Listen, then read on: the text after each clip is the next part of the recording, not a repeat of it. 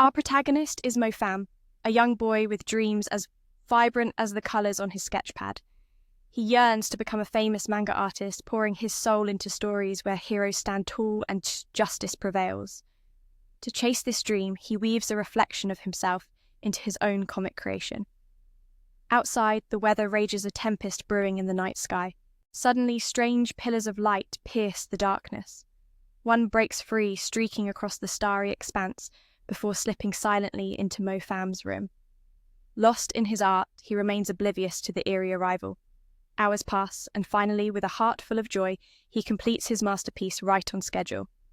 As his mind drifts in daydreams, a gust of wind howls through the room, carrying a golden glow that twists and folds into a shimmering portal. Mofam is pulled through, transported to a bleak, desolate realm.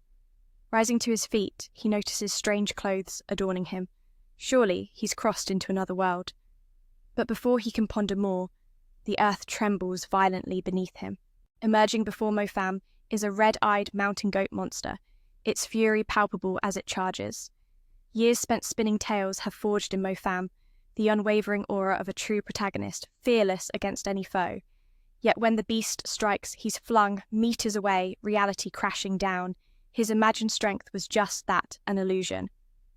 Just then, a mysterious hero bursts onto the scene, unleashing a dazzling flurry of attacks. While the stranger battles Mofam recalls the classic story arc, never fight head-on at first, just survive. So he bolts heart-pounding, clutching fate's gift, a glowing light that morphs us into a sword in his grasp. The monster senses easier prey and turns its wrath upon him. With danger closing in, Mofam scrambles up a tree, brandishing his newfound blade to keep the beast at bay. But the fierce creature rams the tree, knocking Mofam down onto its head. His sword slips free, landing with a clang upon the monster's skull. Darkness pulls him under.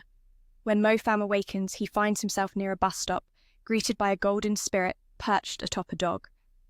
The surreal truth settles in: this is no dream.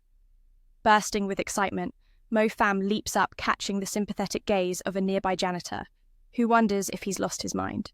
Back home, Mofam treats the spirit like a pet, only to be met with fiery indignation. The spirit introduces itself as JJ, a divine beast who saved Mofam last night by granting him the treasured sword. JJ explains that the mountain goat monster belonged to a breed called the Evil Wind, entities slipping through weakening barriers between the mortal and spirit realms. The fragile balance between worlds falters, letting these dark forces creep through with ease. Now, JJ has chosen Mofam as the champion to purge the Evil Wind menace. With fierce encouragement, JJ assures him these foes are weak, no need to fear. But just as Mofam gears up, reality calls. His landlord demands rent, dragging him back to the grind. JJ insists on tagging along, refusing to be left behind. Meanwhile, a privileged young man who battled the Evil Wind last night joins a secret group dedicated to eradicating these threats. He's bitter that Mofam stole his prey, especially since the monster was a high-level fiend. No one yet knows who felled it, sparking wild guesses that a master warrior is at work behind the scenes. The stage is set, and the game of shadows begins. While everyone else was busy speculating, Mofam stayed relentlessly devoted to his duties, delivering packages, helping an elderly lady cross the street. He even lent a hand to a girl who had fallen, but fate played a trick. 2 turtles crossing the road pulled his attention away, and he chose to save them instead. It was a bit embarrassing since the turtles didn't actually need rescuing. Soon, and after Mu became the centre of media attention for holding a poisonous spirit, stirring rumours and suspicion about his mental state. The press, alarmed by his claims that the spirit was toxic, called in experts, fearing Mu was losing his mind and needed to be institutionalised. Meanwhile, online circles buzzed someone with powers like theirs, but seemingly unstable. The Hunting Guild took notice and assigned a mission to capture Mu Chen to keep their identities secret. This incident set off a chain reaction with far-reaching consequences. Brought before the tribunal, Mofam was accused of violating the Hunter's Code by endangering civilians. The irony: he was blissfully unaware of the rules. They found it ludicrous that he had registered on the app but never bothered to read the terms. As he pulled out his phone, he was stunned to see hundreds of notifications flooding in, showcasing just how oblivious he was. The council decided to let him off with a fine, only to gasp when they discovered his sprite was a high-tier divine beast. Mufam felt a surge of pride for having a divine beast, but his new companions burst into laughter, declaring the trial over and that he could leave. They couldn't help but chuckle at the thought that this small creature was considered a divine beast. JJ, feeling frustrated, punched Mufam for inadvertently revealing its identity. A passerby noticed Mufam hadn't left yet and pointed him toward the exit, a spatial gate. Stepping through, he arrived in a town, but Didi reminded him once more that he wasn't in a game. This was a realm within the spirit world. As he wandered around, no one paid him any mind until two individuals recognized him as the swordsman everyone was talking about. Many still held Mufam in high regard, wanting to challenge his strength against a stone that tested battle prowess. Depending on one's abilities, the stone emitted different colors, with gold being the strongest. Only one person caught Tin had ever achieved the golden level before. Mufam wanted to give it a try, but Didi pulled him away, insisting that his current skills were too weak. Someone suggested that Mufam was simply lacking talent and was seeking attention by running away. At this, JJ stepped out, allowing Mufam to approach the stone. He leaped up and smashed his face against it, disappointing the onlookers. Nevertheless, he continued to swing his sword, singing a silly tune, when inexplicably the stone suddenly cracked. The earlier observer rushed over, surprised that anyone could cause such damage to the stone. While Mufam felt he was in trouble and tossed aside his sword, the stranger found it impressive that no one had been skilled enough to damage the stone in such a long time. Meanwhile, a wave of dark energy seeped into Mufam's sword. The observer handed him a card and asked him to help resolve an issue. That night, Mufam picked up trash to investigate, as instructed. JJ was annoyed, believing Mufam should be out hunting monsters instead of doing menial tasks. Mufam was tasked with uncovering the mystery of a broken sword. Meanwhile, a mysterious figure already possessed 2 pieces of the sword Mufam needed. This individual fused the pieces together, unleashing a surge of power that transformed the space where Mufam stood into a rift. Suddenly, a crab-like monster emerged, and JJ rejoiced knowing they could finally take Mufam on the mission. Mufam quickly drew his sword and advanced, facing the relatively small crab, until a beam of light struck it, enlarging the creature and forcing him to dodge frantically. He aimed to block one of its pincers, but unexpectedly broke his sword. Just when he thought he was in dire straits, a girl appeared and swiftly subdued the crab. Upon returning, JJ revealed that it was her actions that had triggered the recent events. She had drawn the light that entered Mufam's room, lured by something within it. Realizing Mufam was too weak, she offered him a sword to attract the monster, intending to sacrifice him. What she didn't anticipate was that he would defeat the beast instead. The dark energy that had entered his sword was also her doing, as she sought to sacrifice Mufam once more. Unaware of these plans, Mufam decided he would no longer hunt monsters, fabricating excuses for his decision. Though JJ recognized that everyone experiences failure, Mufam stubbornly rejected the notion. He suggested that if DD were truly a divine beast, she should try to restore the sword.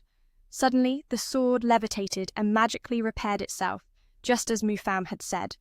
A blue light flickered around the sword, reminding DD of the crab from earlier, which had emitted a similar glow. Meanwhile, the young nobleman, whose glory Mufam had stolen, arrived at the site of their earlier confrontation. He knew that a beam of light had separated that night, and it was the broken sword. However, the steward informed him that the broken sword was also missing. Having seen the sword, Mufam felt motivated to continue fighting monsters, believing himself to be the chosen one, even though JJ knew better. It questioned who could possess the skill to restore a divine weapon. For JJ, Mufam's determination was a blessing. It presented another opportunity for sacrifice. The young nobleman was preparing to head home when he received a message in their group chat revealing that the investigation into last night's events had concluded. The girl who had assisted Mufam was indeed the legendary Kot Tin. Many speculated that she was known for working alone, yet here she was collaborating with Mufam. This fueled rumours that he was anything but ordinary. Seizing the opportunity, some attempted to incite conflict between Mufam and the young nobleman over the stolen glory. Back at the site where Mufam had fought, he recalled a flash of green light that night, which was indeed the broken sword. However, the butler informed him that the sword had gone missing as well. Upon seeing the sword, Mufam felt a renewed drive to confront the evil spirits.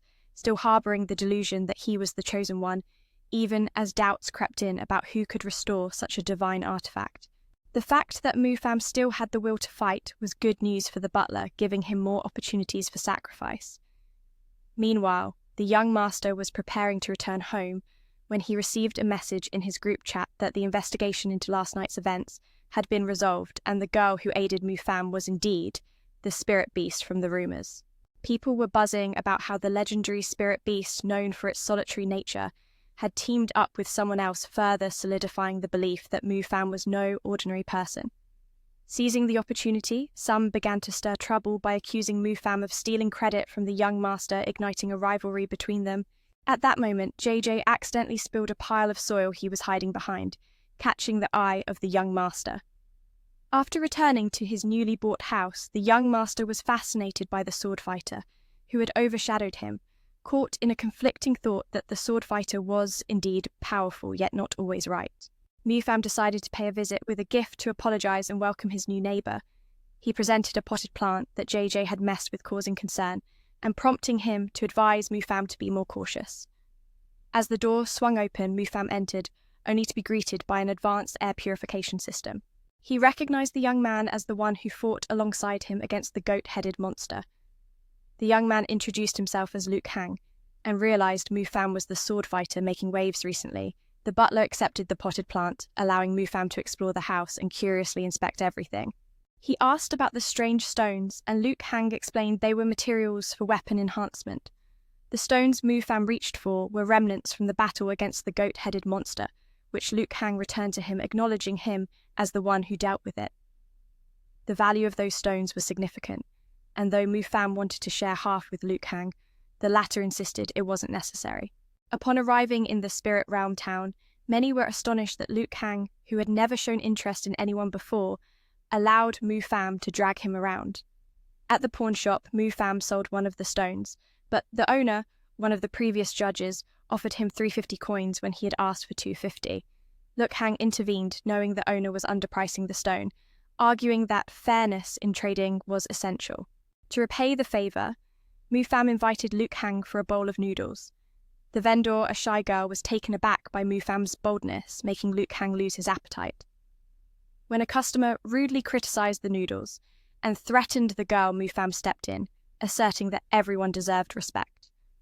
The rude customer fled upon spotting Luke Hang, who thanked Mufam, clarifying she was just a regular girl in this world, not a true beast. Luke Hang left, prompting Mufam to chase after him.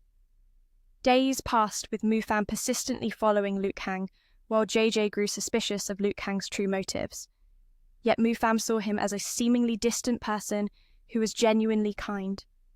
Suddenly, a rift in the space opened, creating chaos, and Luke Hang rushed into the unstable area, with Mufam hot on his heels. They confronted a type of evil spirit that Luke Hang warned was adept at stealth and ambush. The creature whipped up a tornado, charging toward Mufam. He ducked behind Luke Hang, who shielded him, but Mufam spotted the spirit's location amid the storm and hurled JJ into the vortex. JJ spun around but still managed to strike the spirit, halting the tornado. Seizing the moment, Mufam attempted to attack, but Luke Hang held him back, wanting to devise a proper plan first. Luke Hang wanted Mufam to use some basic techniques to gain an advantage, but Mufam was clueless. Suddenly, the evil spirit struck first, forcing Mufam to follow Luke Hang's lead. Luke Hang directed Mufam to hit from behind the spirit, but instead he charged in head-on, delivering a powerful blow that pushed the spirit back, allowing both to attack from opposite sides. The spirit burrowed underground, prompting them to close in. Luke Hang warned that it could strike unexpectedly, but when he counterattacked, it dodged, sending his strike towards Mufam. Mufam swung his sword to deflect it, only for the spirit to return to its master. Luke Hang was annoyed, but reminded Mufam to dodge the incoming attack. Luke Hang soared through the air on a wave of water, but Mufam's reckless strike sent the spirit diving down again, causing Luke Hang to get blown away. As he struggled to maintain his grip, he accidentally tore his shirt. Believing Luke Hang to be weak, Mufam suggested he protect himself while he fought. Frustrated, Luke Hang argued back. The spirit emerged again to attack Mufam, who swiftly dodged and unleashed a flurry of strikes, ultimately defeating the beast. Luke Hang begrudgingly accepted Mufam's skills and invited him to join the central team. Mu Fam teased Luke Hang about being weak, which made him reflect on the situation. Just as the spirit began to stir back to life, Luke Hang decided to show Mu Fam who the real powerhouse was. He summoned a water dragon, and in less than a minute completely obliterated the evil spirit, leaving Mu Fam in awe of his sheer prowess. He was told he was chosen by the heavens, exempt from the mundane training of common folk. Yet, as he stood at that crossroads, he realized the weight of responsibility to protect his new comrades. Just then, a call interrupted his thoughts. It was the scriptwriter for the story he had submitted. The harsh critique stung like a bitter winter wind demanding revisions or faced the cold reality of being dismissed. JJ advised him to focus solely on slaying demons instead of chasing this elusive dream. But inspiration sparked within Mofan, igniting a new idea. The following day, news spread like wildfire. Liu Chang and Mofan had united to vanquish the demon. Liu Chang, seeing Mofan post his manga depicting their epic battle, felt a surge of pride. Meanwhile, Mofan was busy rallying support for his story, calling out to friends and strangers alike. That night, the editor reached out, reminding him to check his homepage. A wave of joy washed over him. As he saw the surge of interest in his work, the audience was reacting and views were skyrocketing. The editor encouraged him to release another chapter to keep the momentum going. Mofan suddenly knew exactly what to write next. The next morning, a girl was taken by surprise upon encountering Mofan's manga, featuring a spirit essence. She was none other than the rising star Tanma. Fate led them to meet again when Mofan was out delivering supplies and stumbled through a spatial rift collecting inspiration for his art. In a twist of fate, he found Tanma under attack from a sinister foe. Without hesitation, he leaped in, landing a kick that sent the assailant flying. But luck was not on his side. It turned out to be a film crew shooting a scene. The director berated Mofan for ruining the take, leaving him feeling cursed with bad luck that day. Tanma, in a hurry to finalize her order, accidentally crossed paths with Mofan again. She retrieved a fallen snack box from the ground, inviting him to join her meal. Suddenly, a rift opened nearby, and Mofan sensed fresh inspiration rushing toward it without a second thought. Tanma's demeanor shifted as she spotted the approaching threat, a monstrous demon. It easily countered Mofan's attacks, taunting him to the brink of nausea. Seizing the opportunity, Izada struck him hard, sending him crashing to the ground. But Mofan was undeterred. He charged again, only to be ensnared by the demon's dark magic. Just then, the spirit essence emerged to confront the demon, engaging in a fierce duel while the film crew captured every thrilling moment. Mofan was determined to share the spotlight and dashed forward, drawing his sword in a desperate attempt to assist. He called out, wanting to join forces with the spirit essence. The demon, however, lunged at him. Thankfully, the spirit essence intervened, blocking the attack. As the battle raged on, Mofan's sword became enchanted, soaring toward the spirit essence, forcing her to evade both him and the demon's relentless strikes. The bystanders scoffed, belittling Mofan and claiming he was simply a burden. The battle raged on as Mu Chen's sword suddenly glowed with a mysterious blue light, moving on its own to strike the spirit core. She deftly dodged attacks from both sides. Jiang Chuman watched constantly, belittling Mufan, accusing him of being useless and a snitch to his teammates. The spirit core then cast a binding spell to trap Mufan in place, preventing him from interfering before imprisoning the demon Yaofeng inside a box, a prison meant to hold it forever. Yet strangely, no jade shard dropped upon its defeat. As the magical barrier weakened, Mufan rushed to confront the spirit core, who revealed her true identity as Tanma, a newcomer. When he invited her to join his team, she flatly refused, making it clear she disliked Mufan. Undeterred, Mufan sought out Liu Hang to ask for tips on courting girls, assuming Liu must have plenty of admirers. Flattered by the praise, Liu shared some advice: be thick-skinned and thoughtful. Taking this to heart, Mufan went online to study Tanma's schedule. The next morning, during a filming session, where she answered questions about her hobbies, Mufan burst in, holding flowers, kneeling on one knee, to invite her to join his team. Immediately, he was kicked out, mistaken for a disruptive fan. Recalling Liu Hang's encouragement to never give up, he kept waiting outside, only to spot Tanma leaving on a motorcycle. He followed her to an orphanage where she was playing with children, a scene that stirred memories of his own father. The kids begged Tanma to sing, though her voice was far from perfect, more suited for acting than singing. That afternoon, a child was adopted, and Mufan took a moment to speak privately with Tanma. After some casual chat, he got straight to the point, inviting her again to join his team, boasting about himself, which made her a bit annoyed. Suddenly, a child ran over saying her friend had fallen from a swing. Both rushed to help taking the child to the infirmary. In the chaos, Mufan accidentally slammed the door on Tanma's hand. While repairing the swing, Mufan sneezed at the worst moment, causing Tanma to hit her hand with a hammer by mistake.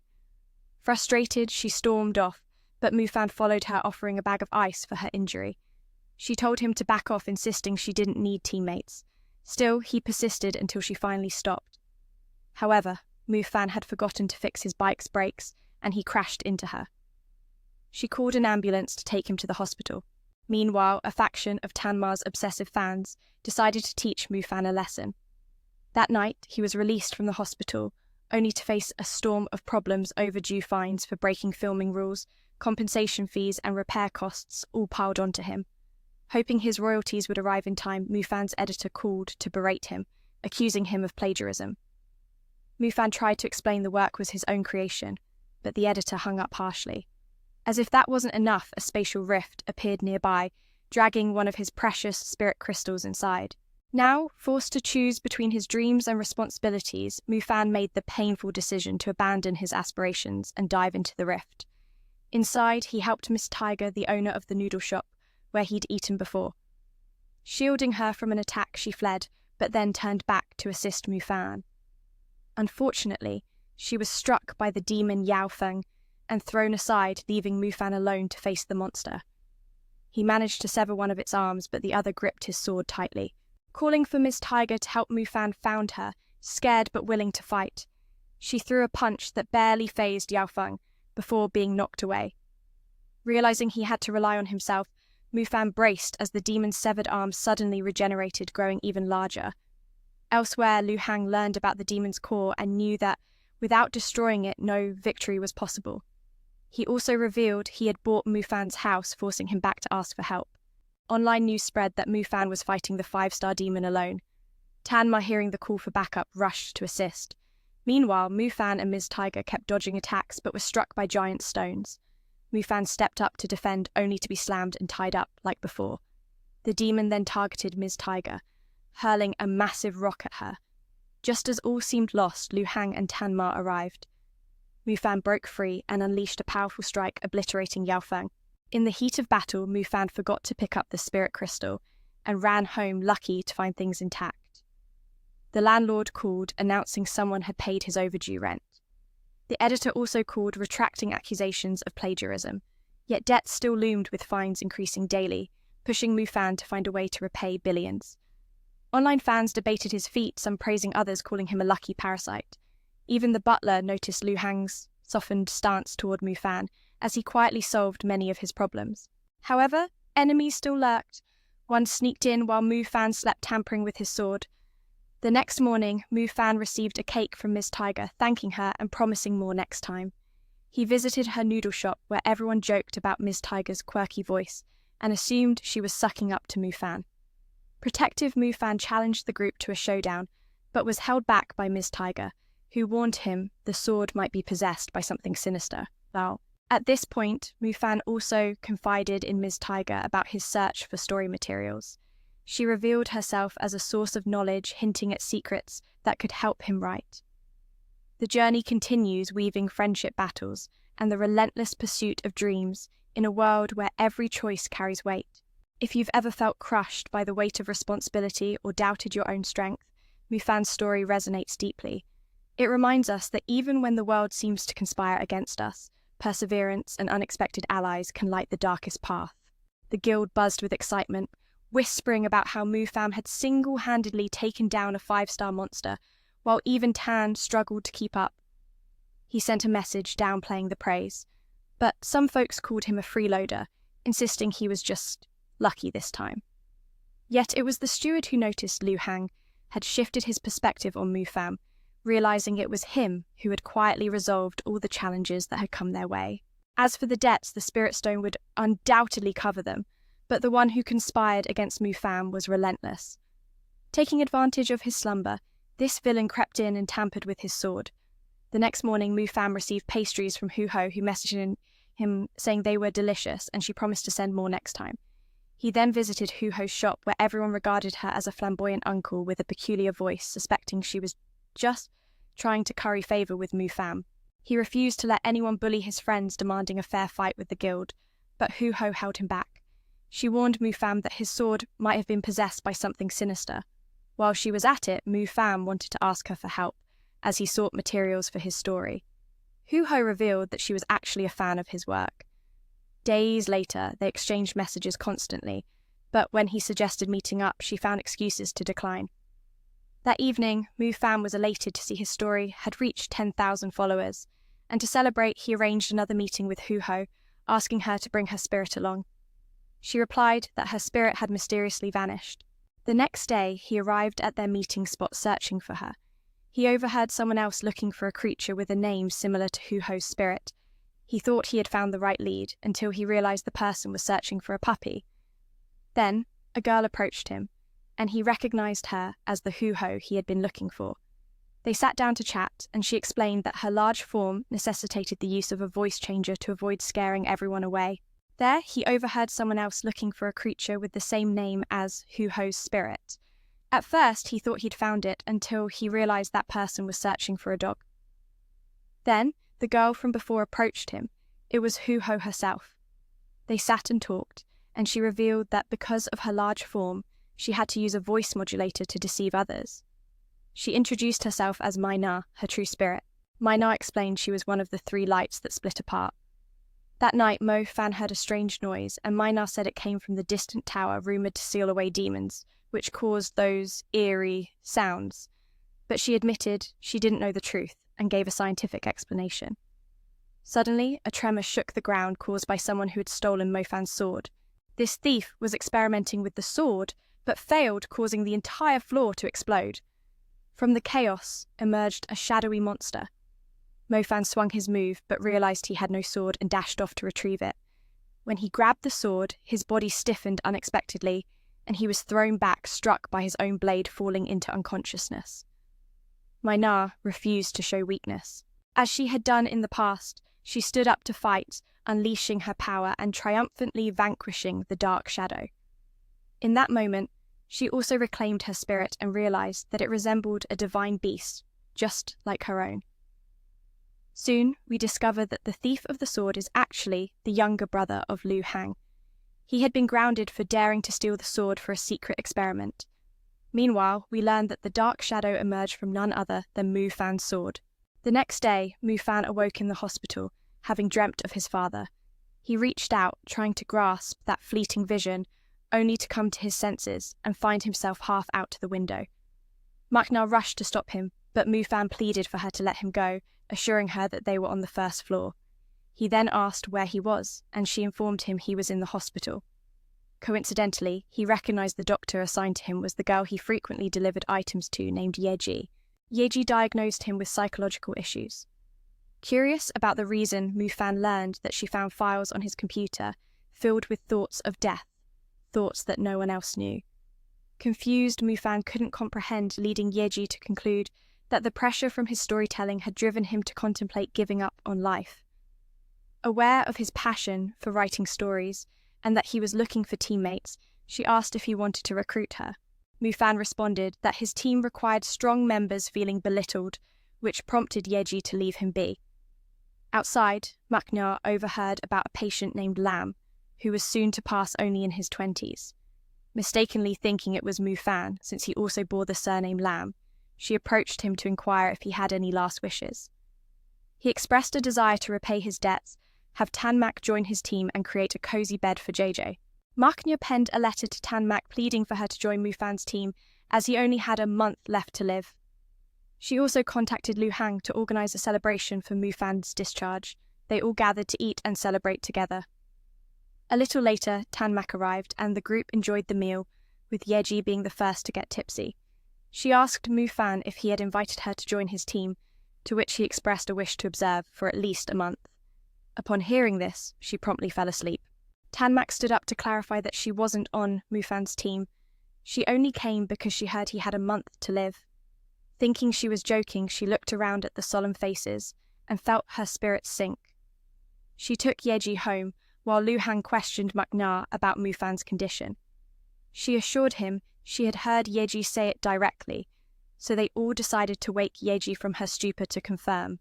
Meanwhile, Mufan sat in despair, yet he resolved that if he were to die, he would fulfill his duties for JJ. Hearing this, JJ awoke and burst into tears, realizing Mufan was on the brink of death. This was the moment she'd been waiting for, and she began to unleash her feelings. She accused him of being useless and a disgrace to the title of Chosen One. She had done everything to ensure he failed, yet he, like a resilient snake, refused to die.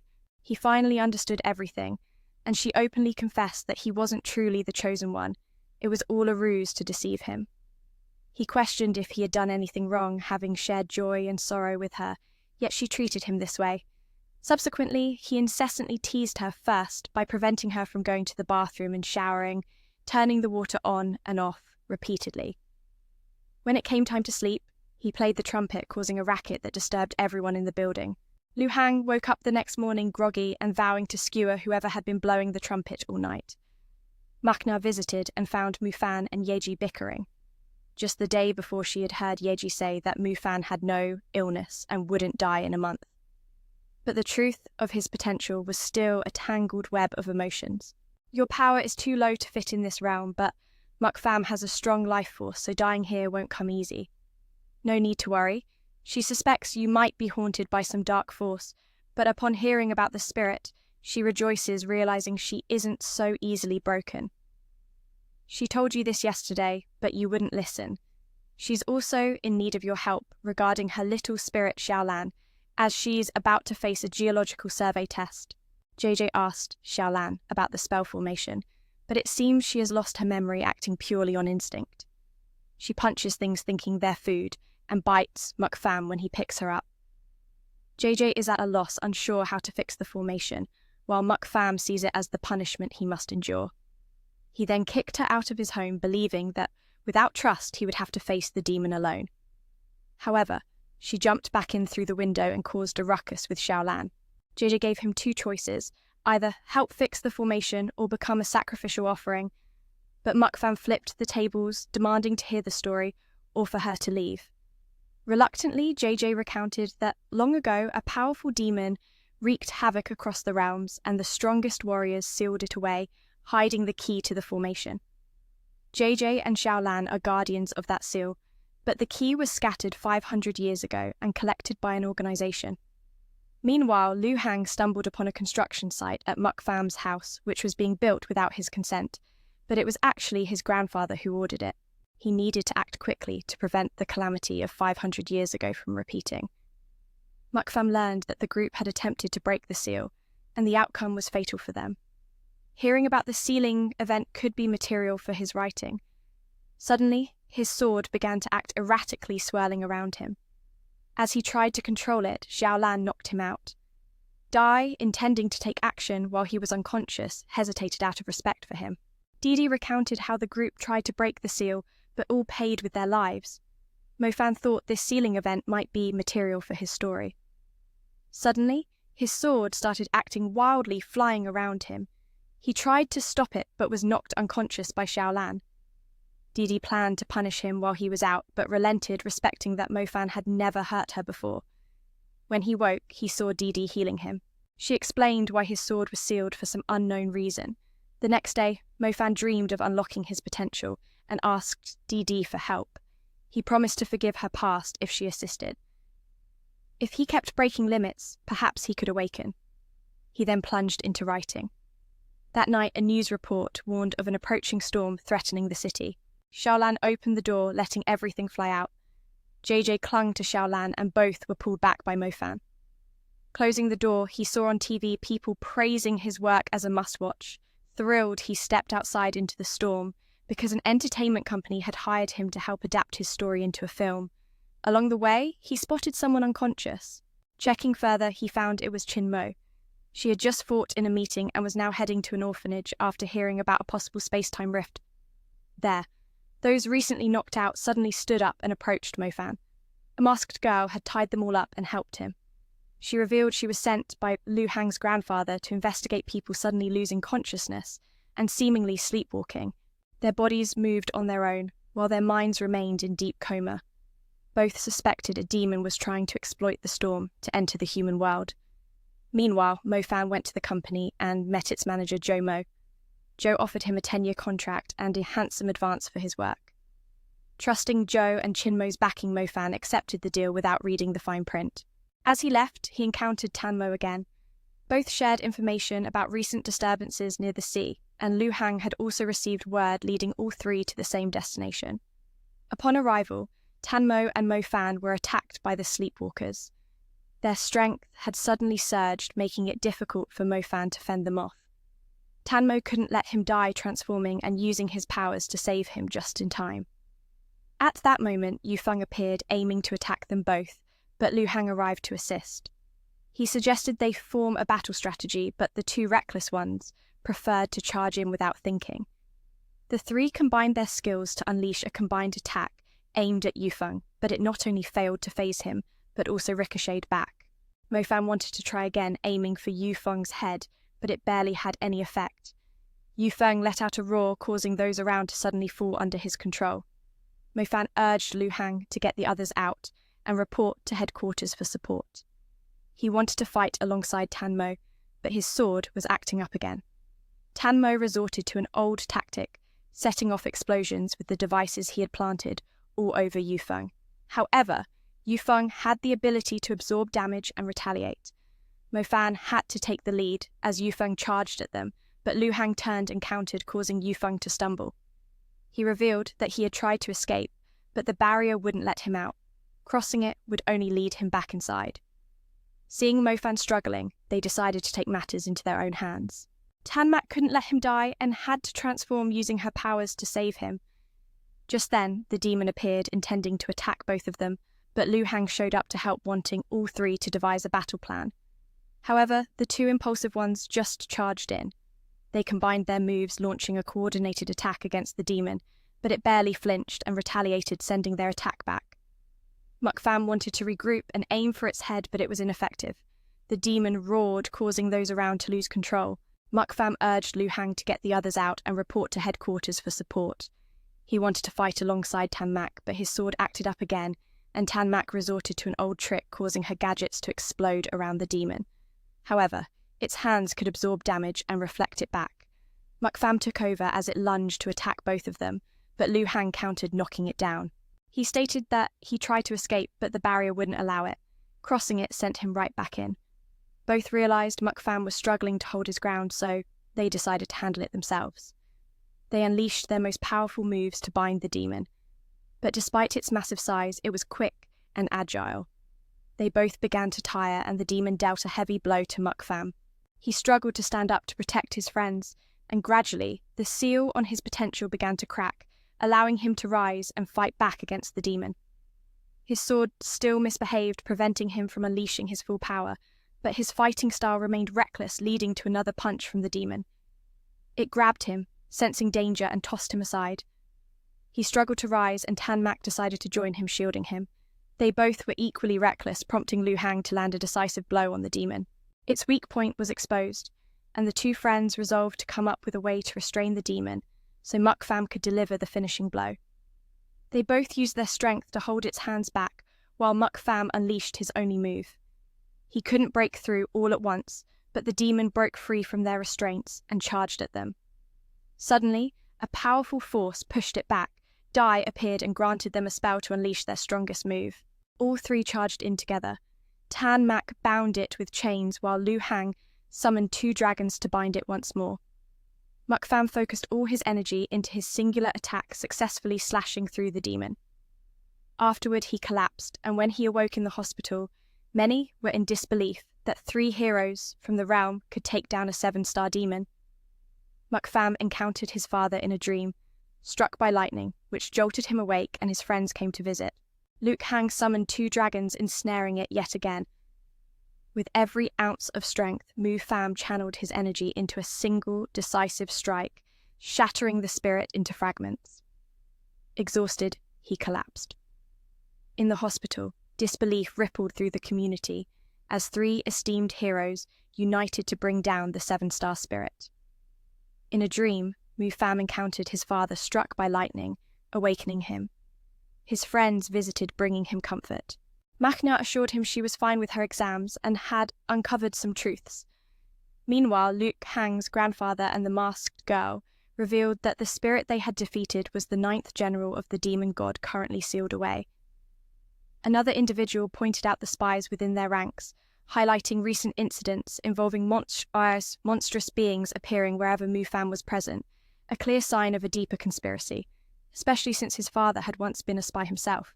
Returning to Mufam, he excitedly shared how Diepki had altered the tides of battle, but Machna found it strange that Diepki's name was absent from the participation announcement.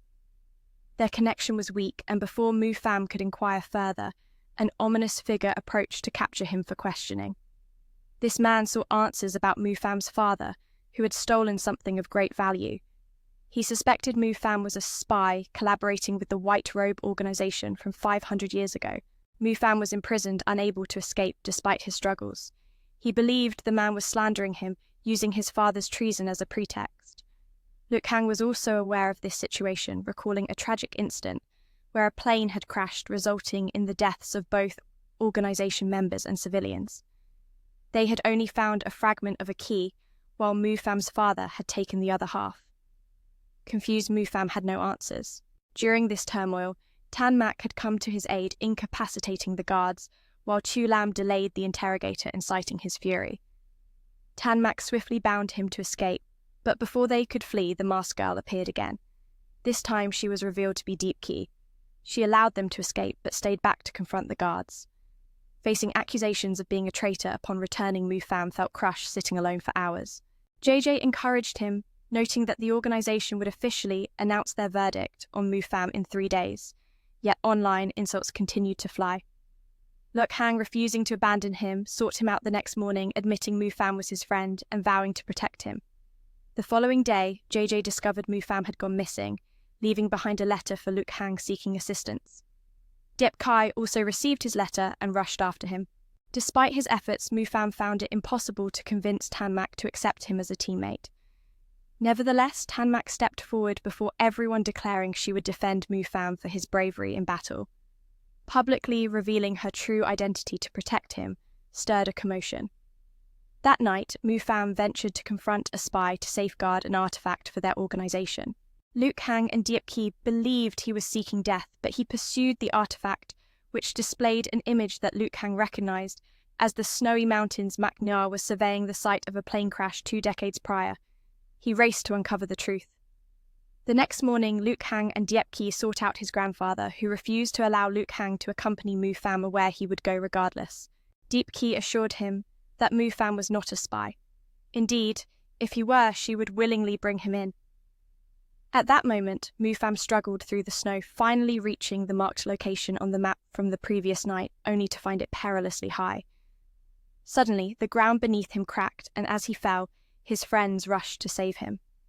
Machna chastised him for risking the group's safety, reminding him they had been disbanded.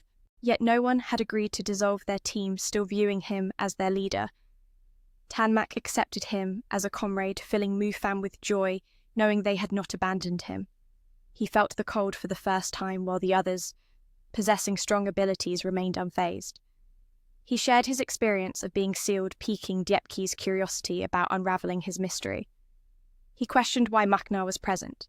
She explained her recent survey, revealing her class discovered a skeleton containing the spirit gem. They realized it resembled the spirit's human form. They encountered an avalanche and discovered the wreckage of the plane from years ago. Suddenly, the spy from the previous night appeared, having laid an ambush. He declared that people with their powers had no reason to protect weak civilians. They were not slaves to serve humanity. He viewed the spirits as divine beings, while his organization was the real evil. Luke Hang refused to let his organization be insulted, deciding to confront the spy. As long as Mufam's life was in danger, they would defeat him. Each of them faced their opponents, and Tanmak chose to confront the spy. After a fierce exchange, she discovered he was her manager, observing how a mere orphan like her would struggle. After a beating, he summoned his trump card, unleashing a barrage of strikes from the sky. Tanmak cast an enhancement spell for the group, allowing them to see a spear descending. Seconds later, a spirit crashed down the general of the 9 commanders, seeking revenge for the earlier battle. They unleashed all their might upon it, but their efforts were futile. The spirit retaliated, targeting Mufam. He managed to withstand one of its blows, but was nearly overwhelmed. Deep Key cast a healing spell for everyone, only to become the target of the general who swiftly incapacitated her. The group quickly fell one by one. After a fierce battle, she realizes that he is her manager, watching quietly, curious to see how an orphan like her would fight. When he gets hit, he calls in his trump card, a relentless barrage of attacks raining down from the sky. Tanmak casts a spell to enhance the team's vision, revealing a spear descending, and moments later, a fierce demon named Feng falls from above. This General 1 of the 9 commanders has returned, seeking revenge for Feng's previous defeat. They unleash their full power, overwhelming the demon, with relentless control techniques aiming to annihilate it. But the demon shrugs off every strike and targets Mufam. He barely withstands one blow, struggling under the pressure. Deep Key casts a healing spell on the group, but the general instantly singles him out, defeating him in a flash. The rest of the team quickly falls one by one. Mufam faces a full combo assault launched into the air repeatedly and slammed down with a deadly strike as the general plants himself firmly on the ground. Mufam collapses, and the general begins draining the sealed key fragment from inside him. Mufam recalls the past caught in a battle among traitors. The key fragment had flown into his body. Now, with the seal broken and the key extracted, he can finally unleash his hidden power and fight back. He tosses JJ back to the group before rejoining the battle. With Mufam able to hold the general in place, the two charge into a sword duel.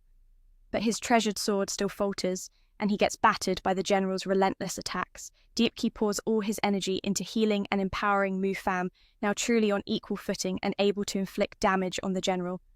The general summons a lightning strike, but the group supports Mufam with ranged attacks. Tanmak breaks the bonds once more, allowing Mufam to strike not with a horizontal slash this time, but a fierce vertical blow. The key returns to Mufam, and together they turn the tide. The team heads back to town, their innocence proven. After everything, Mufam and the group can finally return to normal life. Clues about Mufam's father remain hidden, awaiting answers once the manager is interrogated.